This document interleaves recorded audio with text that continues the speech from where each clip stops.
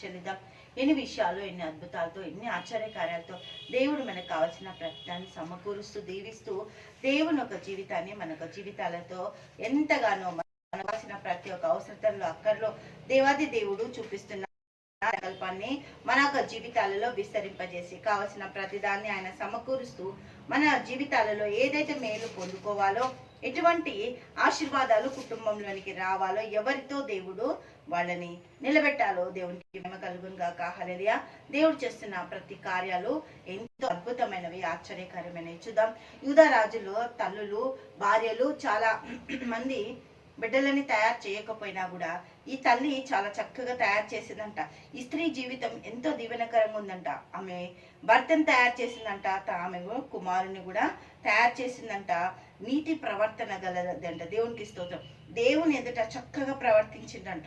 దేవుని యొక్క జీవితము వీళ్ళ యొక్క జీవితాలలో చాలా అద్భుతంగా మార్చడానికి దేవుడు ఎన్ని కార్యాలు చేస్తుండో దేవునికి మహిమ కలుగును గాక. హల్లెలూయా.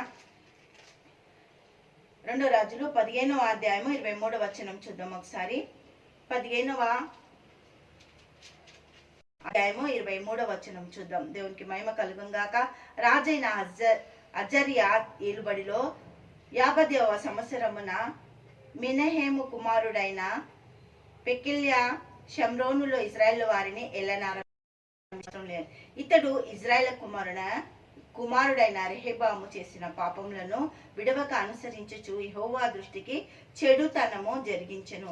దేవునికి మహిమ కలుగును గాక. ఇలాంటి చెడుతనం చేసే వాళ్ళు ఉన్నా కూడా దేవుడి మంచి చేసే వాళ్ళు కూడా ఎంతో మంది పని చేస్తున్నారు. ఇట్లా జాబితాలలో చెడు అని లెక్క పెట్టినప్పుడు మంచి కూడా దేవుడు లెక్క పెట్టిండంట.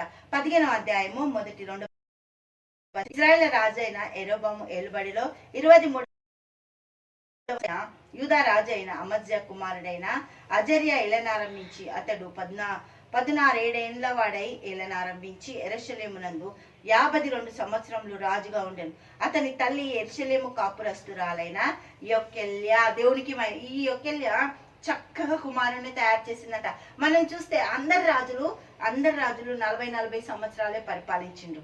దావీదు చూస్తే 40, సొలొమోను చూస్తే 40, సౌలు చూస్తే 40. కానీ ఈ 52 సంవత్సరాలు. తల్లి ఎంత ప్రార్థన పరులైతే బిడ్డల జీవితాలు అంత చక్కగా కట్టబడుతున్నాయి. ఆ కుటుంబం కొరకు తల్లి చేసిన ప్రార్థనకి భర్త జీవితాన్ని, కుమారుని జీవితాన్ని దేవునికి అనుకూలంగా ఉండరట. దేవుడికి స్తోత్రం. అదే ఇతడు తన తండ్రి అయిన అమజ్యా చర్య అంతటి ప్రకారము యెహోవా దృష్టికి నీతి గలవాడై ప్రవర్తించెను. దేవునికి మహిమ కలుగును గాక. దేవుడు సాక్ష్యం ఇస్తుండ ఆ కుటుంబం గురించి, ఆ తల్లి గురించి. యొకెల్యా ప్రార్థన ద్వారా ఎంతో అద్భుత కార్యాలు ఆ రాజ్యంలో వారి జీవితాల్లో జరిగినాయి. దేవుడికి మహిమ కలుగుగాక. హల్లెలూయా. తండ్రి యేసానికి స్తోత్రం. గొప్ప అద్భుత ఆశ్చర్యకార్యాలు చేస్తున్న తండ్రి, నీ బిడ్డలను దీవించి ఆశ్రయించి కృప చూపించు, సహాయత తెచ్చి నీ మహిమతో నింపుతున్నందుకు వందనాలు, స్తోత్రాలు. అన్ని రంగాల్లో బిడ్డలను ఆశీర్వదించు, దీవించు. నీ సహాయ చెల్లిస్తూ యేసుక్రీస్తు నామంలో ప్రార్థిస్తున్నాము తండ్రి.